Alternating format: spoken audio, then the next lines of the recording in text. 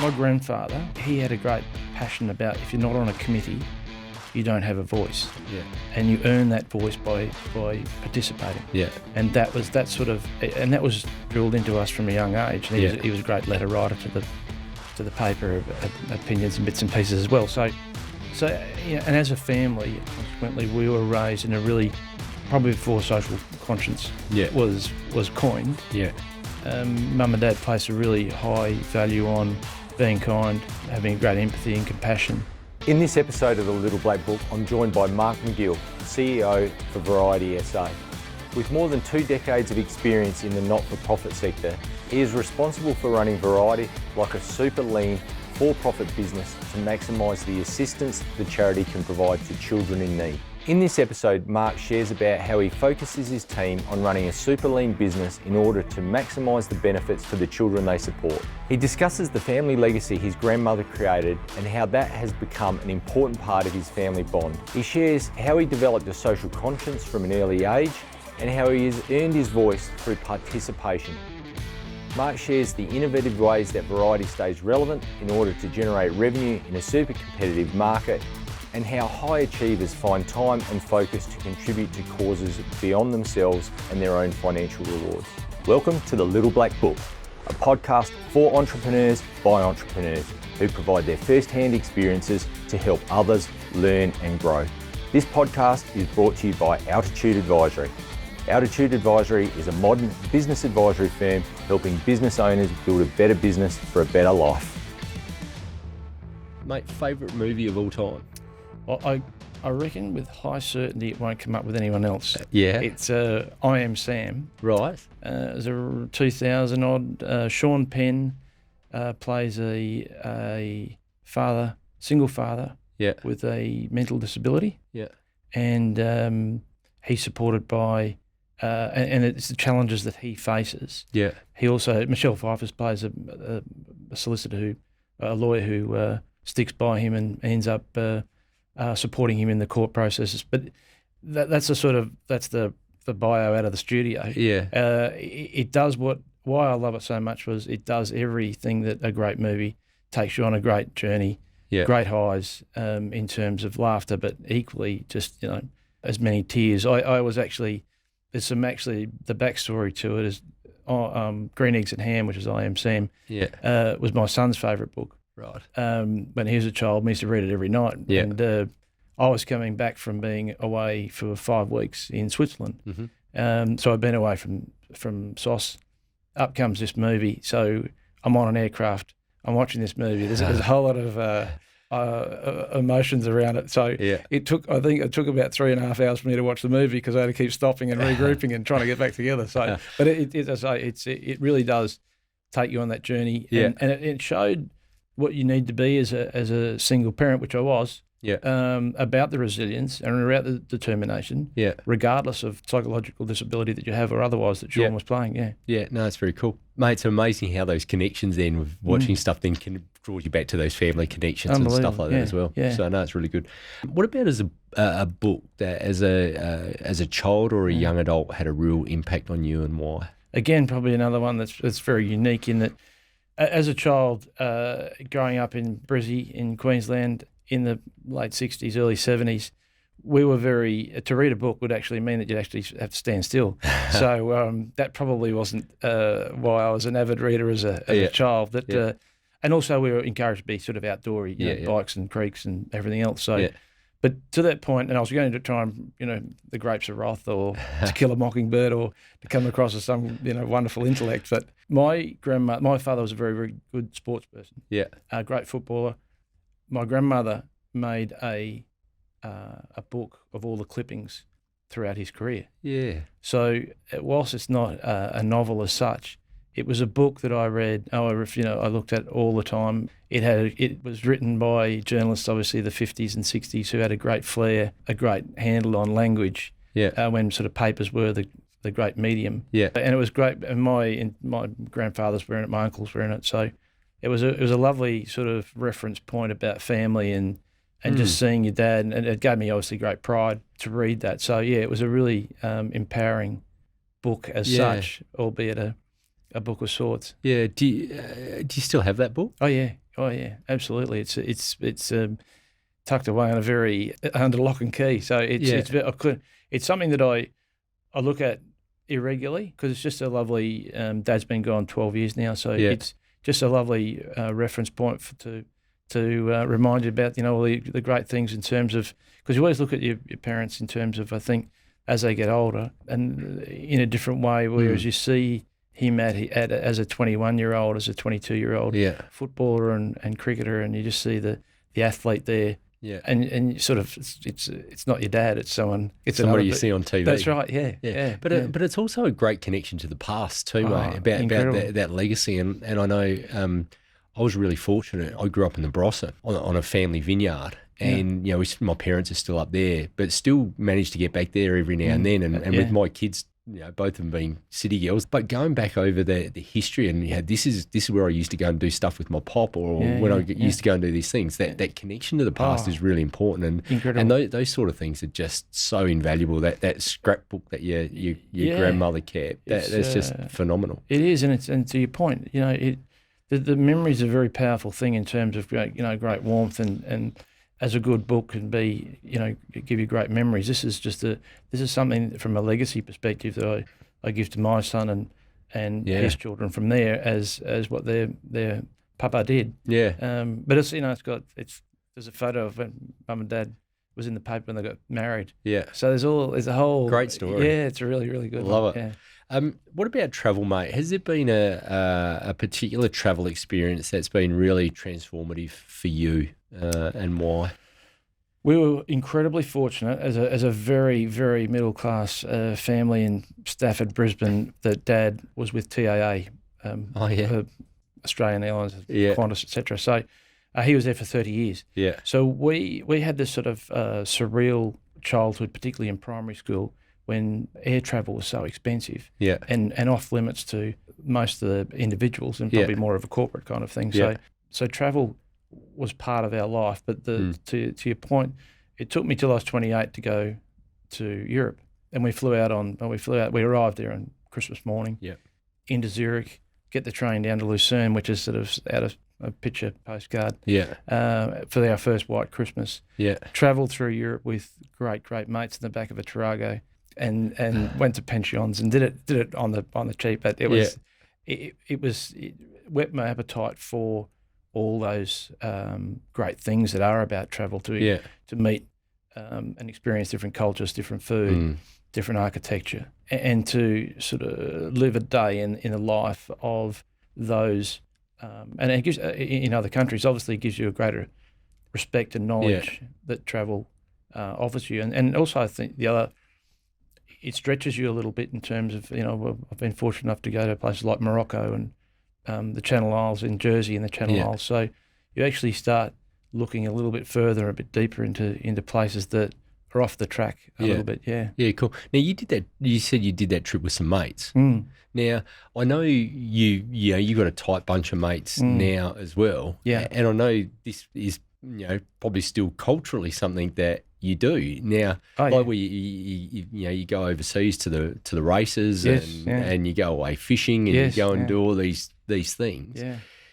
Do you think that actually then just perhaps that initial trip created a bit of a culture or a legacy or a tradition, if you like, that you've followed? Yeah, no doubt. I think the other thing is, like anything in life, anything that's shared is doubled.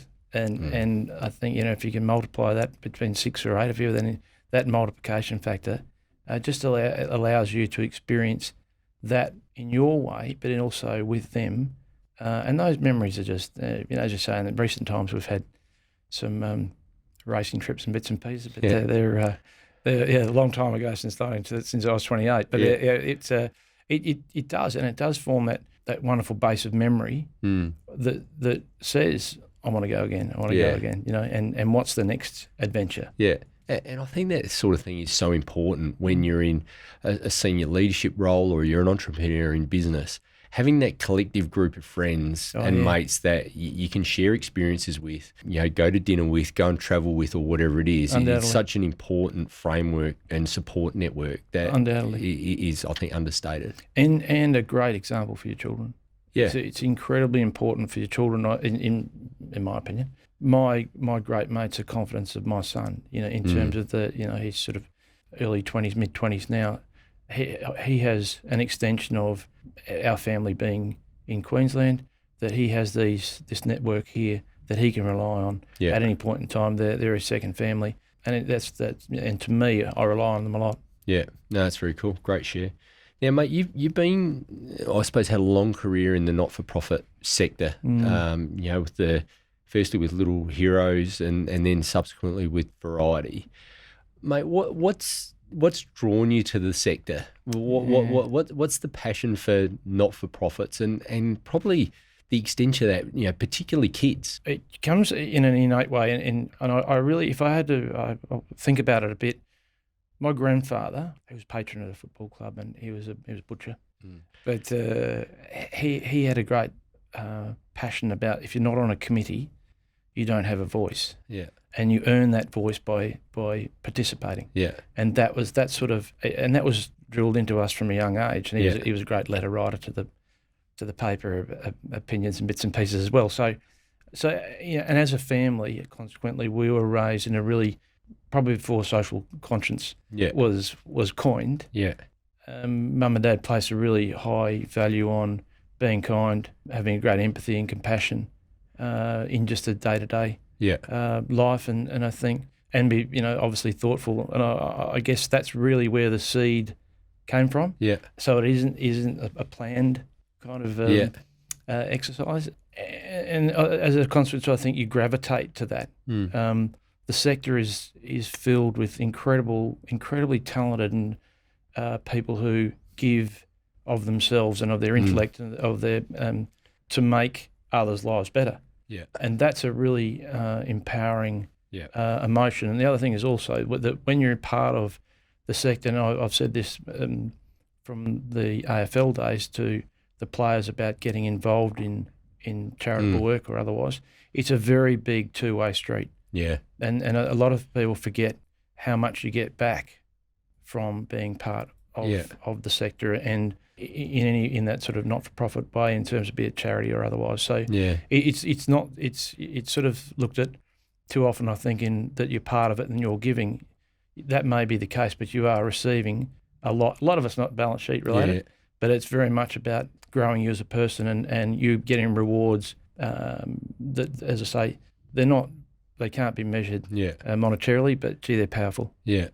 And mate, I reckon you make a really good point there about that mutual benefit. You generally get more out of it than what you put in. And absolutely. And I know you spent a lot of time down working with the Adelaide Crows in their corporate head office for a while. Now, you would have seen a lot of, and I'm interested just in your thoughts or your insights on this. You see a lot of players go and come and go through AFL systems or programs. And you also see them come and volunteer or do stuff with your charities or your community stuff. Have you seen a correlation between the success of players on the field in terms of their career and their demeanour, and then probably subsequently post-football careers, and the contribution that they give into the charitable environment versus those that haven't? I think if you have this sort of rounded 360 view of life in terms of I have my professional as a player career, I have my personal career, and then I have this desire to give back or use my fortune and use my profile for a greater expanded good. Yeah. I think that will come naturally, that you're going to benefit from that, because you're going to grow as an individual. Your experience is going to grow from an individual. You're going to be admired internally and externally. Yeah. Opportunities may come your way that would not have come potentially. Yeah. So I think it's probably as good a life lesson, whether you're an AFL player or a lead accountant at a Big Four bank. It's I think, and I think in our sector we're great believers in we're always very half full in a glass kind of way. So I think to answer your question, all the players that I've seen that have contributed, and to that point, most do. Yeah. Most do. It's the the work that's done by the players, and I can only speak about AFL players, is exceptional. Yeah. And 90% of it goes under the radar. Yeah. And circling back to the point about why children have been a great sort of, I guess, my focus in terms of, firstly, it was children with cancer. Children don't need someone to jump up for them, Yeah. And so many kids don't have that. So many kids don't have the capacity to fulfil their potential. And that's, I think from that perspective, if you can, a supporter, if you like, to allow that to happen, for them to be their best. Yeah. It's probably been the driver, because they are innately, and society's judged by how it treats its children. So to support children for me is a no-brainer. Yeah, cool. One of the things I know we've spoken about this before is around the operation of the not-for-profit sector, and it's always a challenging area, and there's this mentality of it's a charity versus being a business. Yes. Yeah. Now, one of the key things we've spoken about is the need to, your philosophy around making sure that this charity is run like a business, Absolutely. that it's run in a corporate way, that we are maximising our profits, which seems to fly in the face of, the charitable framework. Yeah. Mate, can you? I think what you say makes a lot of sense, but can you share more and I guess your philosophies around this? I think in the first instance, the base model or thought process about charity is donation. I'll make a donation. Now, if you rely simply on a donor model, it's unsustainable. If you, and this is, again, I can only speak for Variety because of our unique business in terms of that our organisation generates revenue so that we can support children and we can support others who provide services to children. You're almost an events business, Variety, to a degree. And sort of, it's and we've diversified our revenue as we've had to in the last 12 months, as everyone has had to, because of the challenges we faced. Because there is an absolute correlation between revenue and the amount of children that are impacted, and that's our great driver. Our great driver is it's reverse. It's actually the children come first, and what it takes to support those children is revenue. So that's that's where the harder nosed business philosophy comes from. And I think from Variety, from a governance perspective, is best practice in my opinion in terms of what we raised last year becomes our funding grants process for the following year. So we know what we're dealing with in terms of the income. You as a supporter, we can look you in the eye and say, this is how we're operating. We know what we have to operate with in the next 12 months. We maximise our revenue streams by having a 9 FTE in terms of our full-time staff.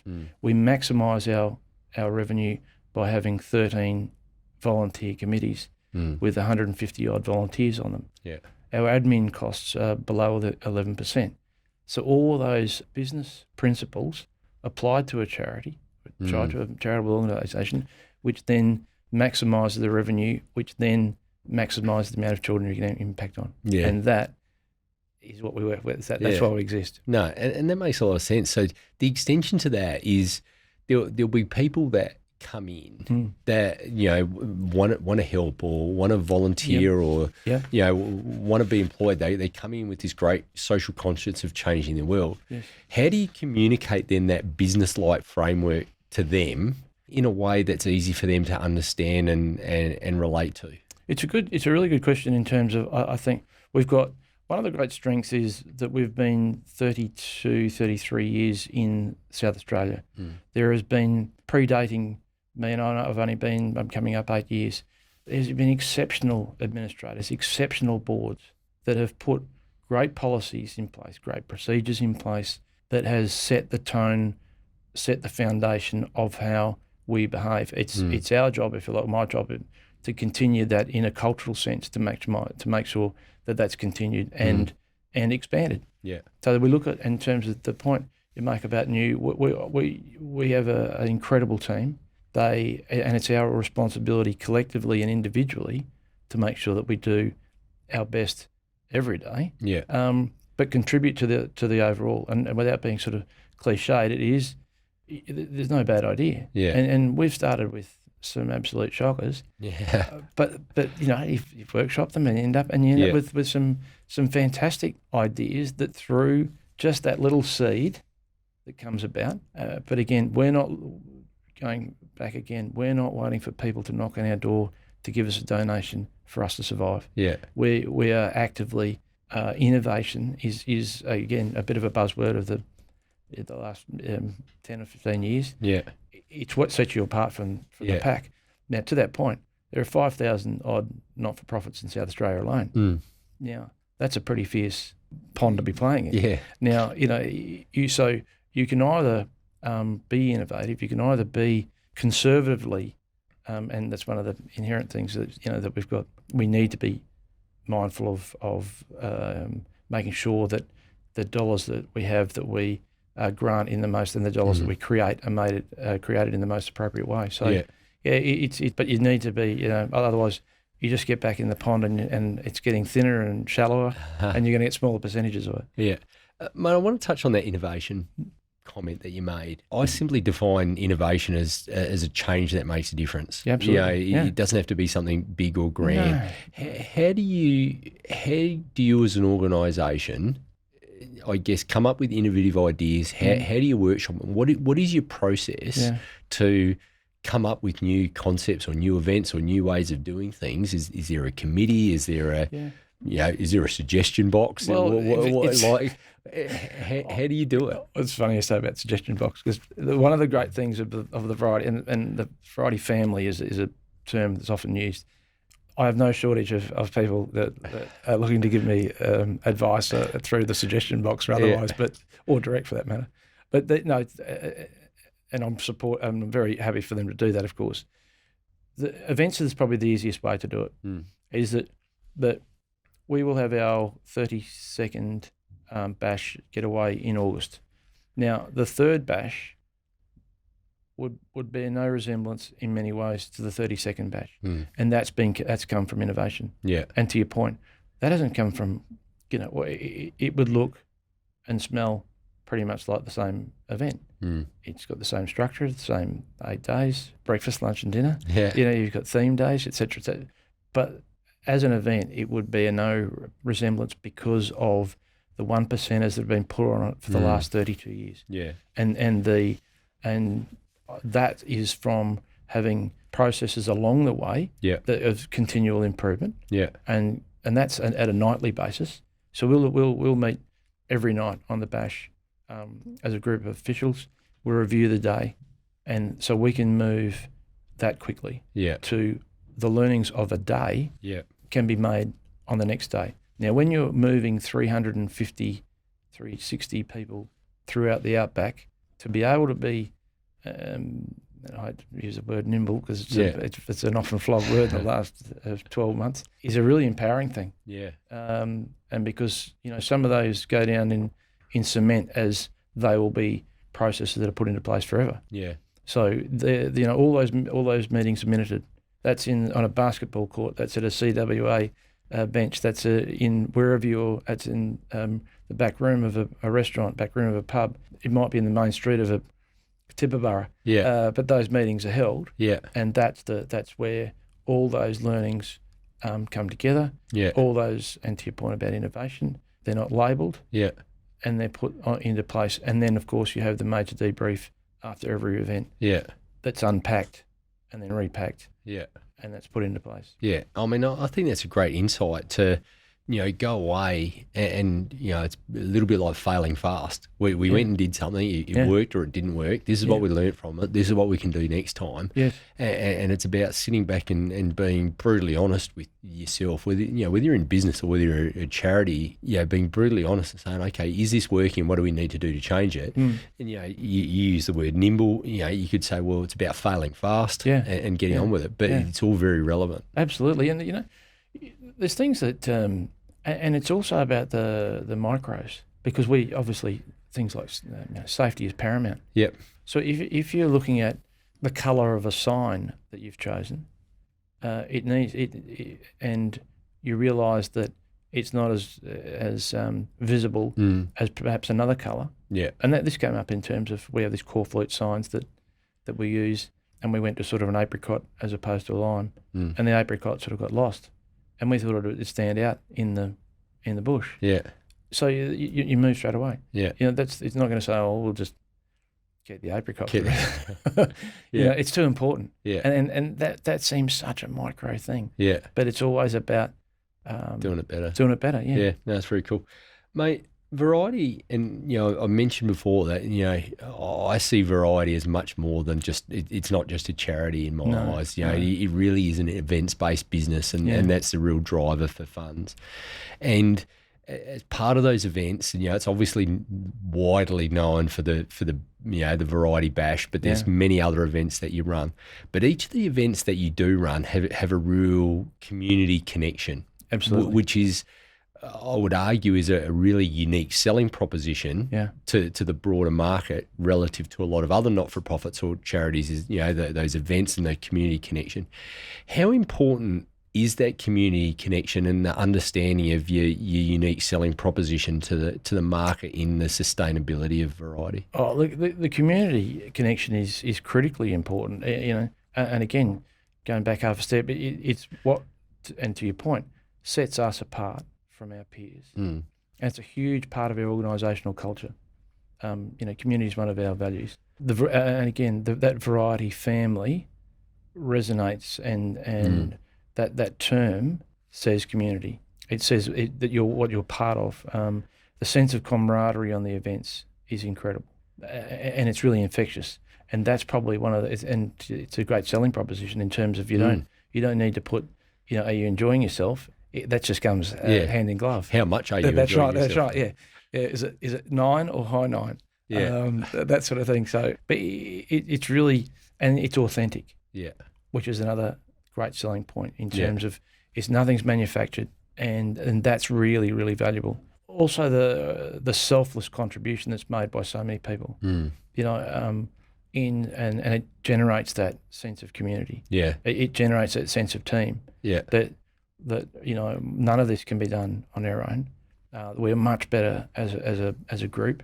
And the other thing, and it really remains one of our great driving forces, and it does not put up on billboards, not put up on mouse pads. It's very much about creating that culture that has that great sense of, this is what we do, this is how we do it. We're doing it to support more children. In a literal sense as well, the economic benefit that comes from the inter-communities is another thing that sets us apart. Yeah. In terms of, last year we went to KI as an example. 2 days on KI with the bash with 350 odd is a $250,000 economic boost to the community. Yeah. So not only are we making grants to the community in terms of playgrounds or bushfire recovery or otherwise, and in that instance, but also accommodation, food and beverage, fuel, repairs, all those bits and pieces that, and particularly when you look at the bash in winter, in the bush, has a huge magnification factor. Yeah. And again, that sense of community bringing back is that then creates a bond with the charity itself, that absolutely, where people will talk and say, when they're making a decision about where they donate money for the next tour, we'll give it to Variety because they came and had dinner at the footy club or stayed at the hotel or whatever it might be. And the footy club, and this is where in every way we possibly can, we'll have the footy club, netball club host dinner, lunch, breakfast. Yeah.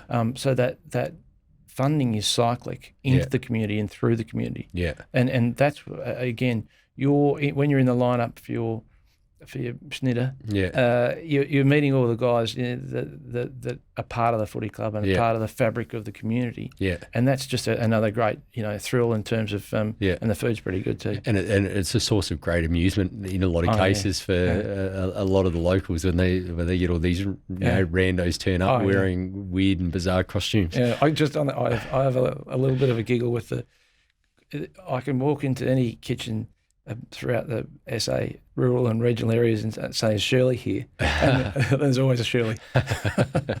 Very good.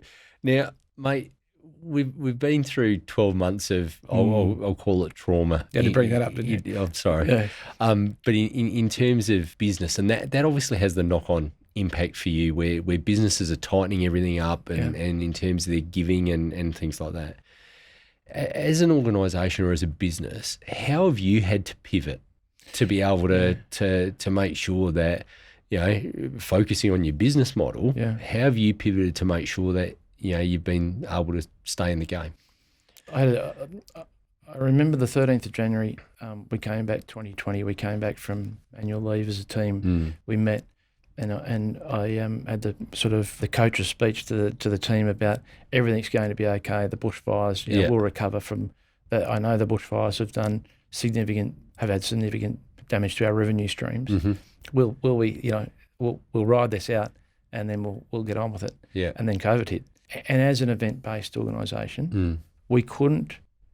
You can't engineer that overnight. You can't just suddenly become an individual giving focused. You can't become a call centre generating income business. So there was we had we had to and again we were no different to every business in South Australia in terms of staff were laid off, staff took leave without pay, annual leave, long service leave. Yeah. So every mechanism that we used. Yeah. The great irony was, as we could see our revenue being strangled because of the COVID restrictions, was that the grant process was increasing because of that. Yeah. So you're getting more grant applications because it's becoming more and more difficult.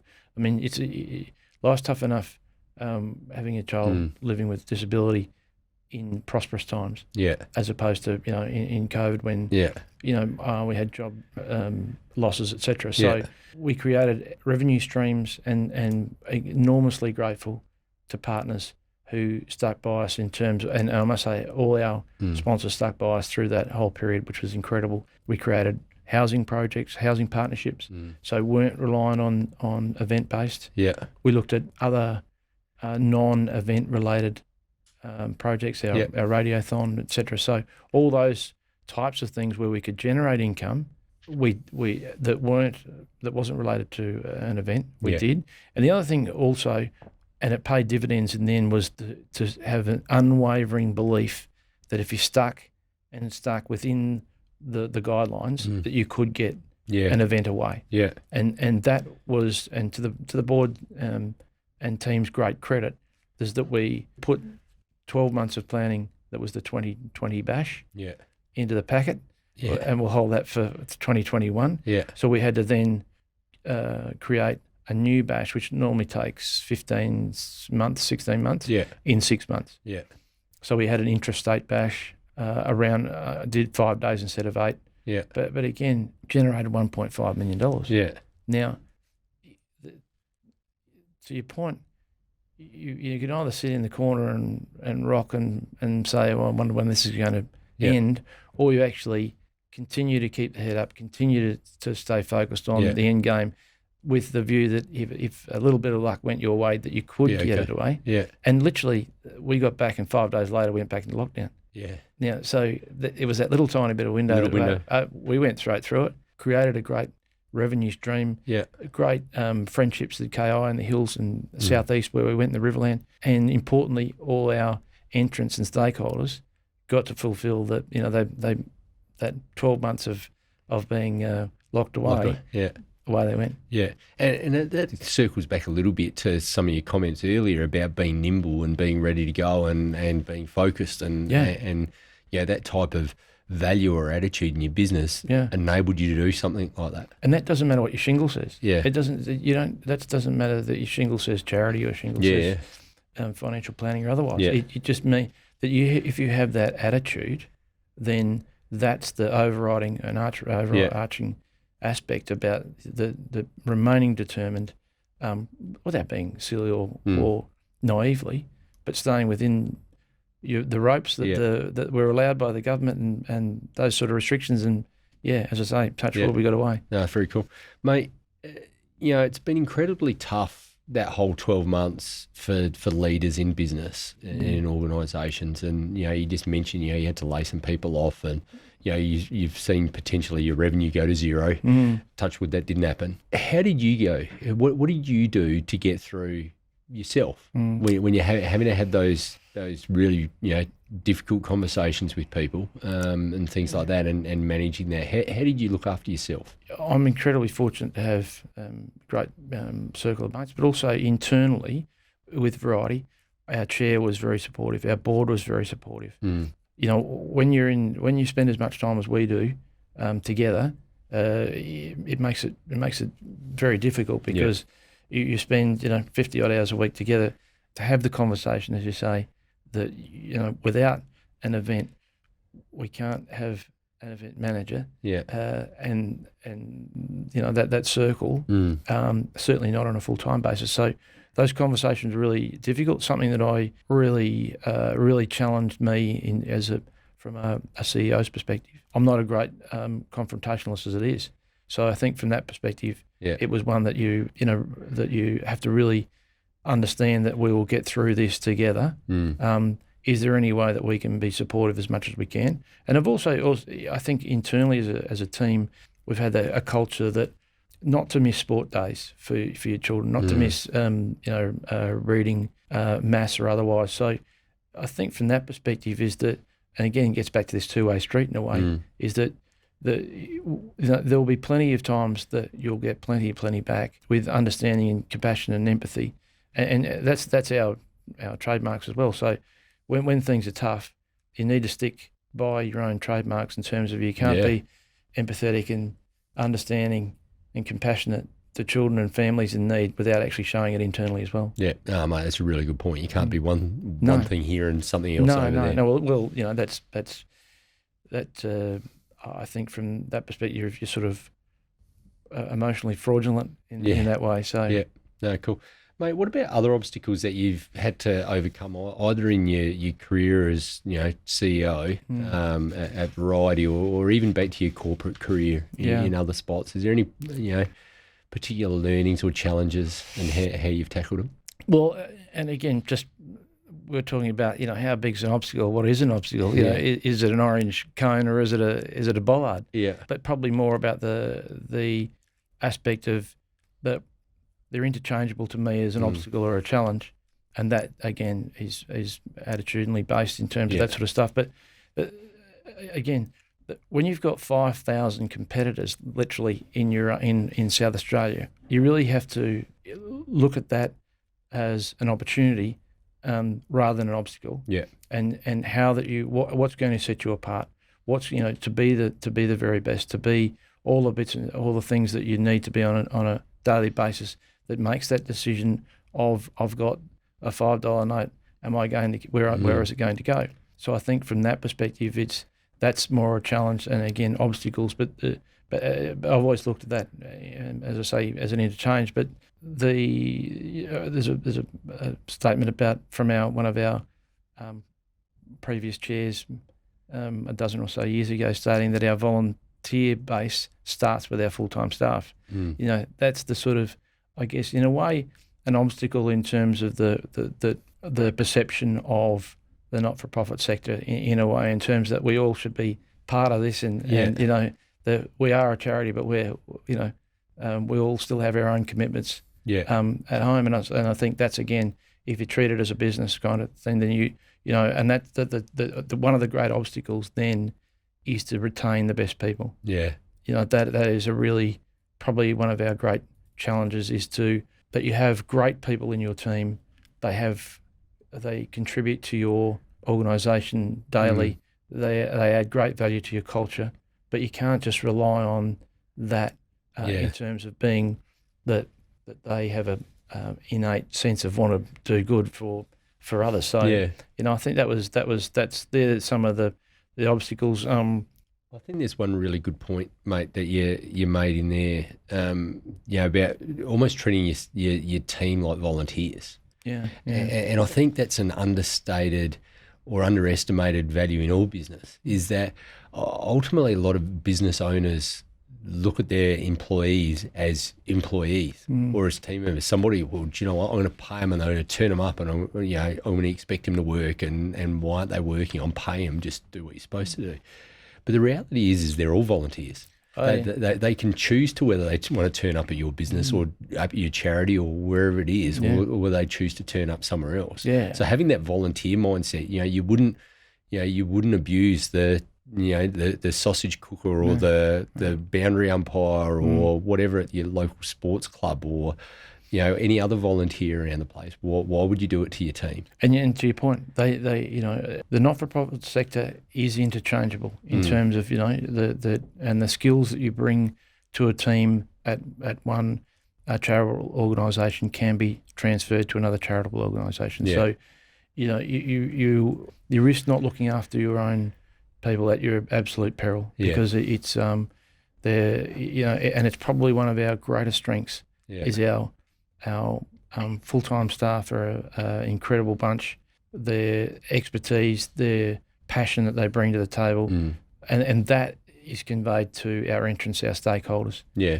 So that, very, very lucky in terms of that. But the other one, and going back 20-odd years in terms of obstacles with it from the arts, in the arts and the corporate sponsorship sector, is the arts at the time had this mentality of that you should give to the arts regardless. Yeah. In a sort of Medici kind of mentality, and the arts were losing against sport for that reason. Yeah. And so that was an obstacle that had to be removed. Barry Kosky came in as a festival director of '96, really understood, really had a great handle on what the commercial benefits of being commercially savvy to an artistic director. Yeah. That if you want to bring the Bathsheba ballet from Israel, that's going to be which would be fantastic, but it's going to come at a cost. Yeah. And so he was incredible in terms of that, and it really spun. I think that was probably one of the tipping points in terms of where the Adelaide Festival and the Adelaide Fringe. Yeah. And you look at it, today, 20 years later, is incredible. Yeah, for sure. Mate, I'm going to ask you a question. This is a question without notice, and it's just sort of came to me before, and it's in line with your 5,000 competitors. Now, I would argue that 4,999 of those are of good character, are doing good things in the community, contributing to society, and have a lot of good people that volunteer with them or support them and do all those sort of things. How do you then rationalise effectively competing with them? Because you're right, there is a limited pot of corporate dollars or philanthropic money that comes out of the private sector. How do you deal with the emotional to and fro of that? To answer that, the sector is driven in many, many ways on passion and a really in many ways a personal engagement or experience. Yeah. Now, if you said this, that there is an absolute link between a person who has lost a child to SIDS, as an example. Yeah. As horrific as that is, that energy and enthusiasm and commitment will be focused on other families. So they are competitors by number, but you never want to encroach onto their patch. Yeah. And I think there was and similarly where we wouldn't like anyone to do motor bash as an example, because it's just but whilst we do events, sort of cancer related charities are known for cycling. Yeah. Now we're not going to do cycling in a fit. Yeah. Because that's the again, it's the sector is just the basis of it from a charitable perspective is that individuals who've been touched in a way that has left a profound mark on them to want to do something for that particular part of the sector. Yeah. No, and I think, and from Variety's perspective, we have a different kind of model in that we have different avenues for people to participate in, which allows them to support in the last, between 25 and 35,000 children per annum. The person that goes on the footy jet on a day is a completely different person that goes on the bash, is a completely different person that makes a donation, is a completely different person that funds a scholarship. Yeah. But if you have this multi-pronged avenues for everybody to get involved, then you're not saying that you're one thing. Yeah. You're saying that we are open and welcome to everybody. Yeah. And that's just how we play. But certainly, to your point, I think they're all our peers in a way. Remembering that we probably contribute over $1 million a year to other charities. Yeah. So you're a conduit to help them. Absolutely. And because what we want to make sure is that as a service provider, you focus your energies on providing service to children, not trying to raise money, not trying to write submissions, grants, foundations, sponsorships. So all those sorts of things. So it's very much, and from a sport perspective, that the best players playing in each position to get the best result. Oh, very cool. So that's sort of again where we want to be the play our role and make sure ultimately, again, broken record, but most children are impacted. Cool. Mate, do you have a life motto? I do. It's pretty simple. Yeah. Have what you need and love what you have. Nice. Yeah. So it's pretty simple and it applies to every part of my life. Yeah. So it's been with me for a while. Yeah. Very cool. Mate, it's been a lot of fun. Thanks for joining us. Absolutely. Thanks, mate. Cheers. I'm Mark McGill. I'm the CEO of Variety South Australia, and thanks for joining us on the Little Black Book.